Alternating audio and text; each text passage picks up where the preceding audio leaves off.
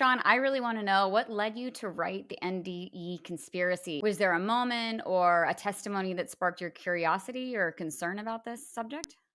My good friend Randy Kay, who Billy is familiar with, he and I just started this podcast called Two Christian Dudes, and it was me, who has never had a near death experience, Randy, who's a near death experiencer, just interviewing other people who've had NDEs.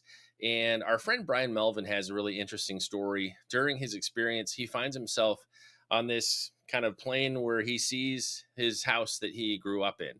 And a few things are out of place, like the driveway's in the wrong place. There's a tree in some strange place, but it looks very much like his childhood home. And in a few moments, people, what looks like people, so deceased people, souls on the other side, they start coming up to Brian, not unlike you'd expect in like a welcoming committee that somebody would have at the gates of heaven. Like, Brian, we're so glad you're here. Welcome to heaven. We're so glad to see you. This is great. And after a few moments, he sees somebody that looks like his mom. And he's like, wait a minute. My mom's not dead. And so this is really strange. And so he would tell you if he'd been resuscitated in those early moments of that experience, he would have thought he was fine. He would have thought he was going to go to heaven and everything was going to be great.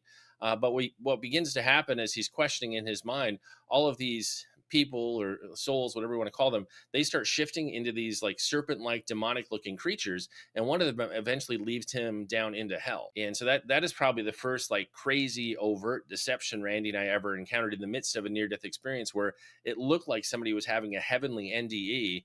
And then it pivots and it goes into this distressing or disturbing near death experience. And so that's really the seed that planted an idea for a book like this was that first crazy overt deception that we saw.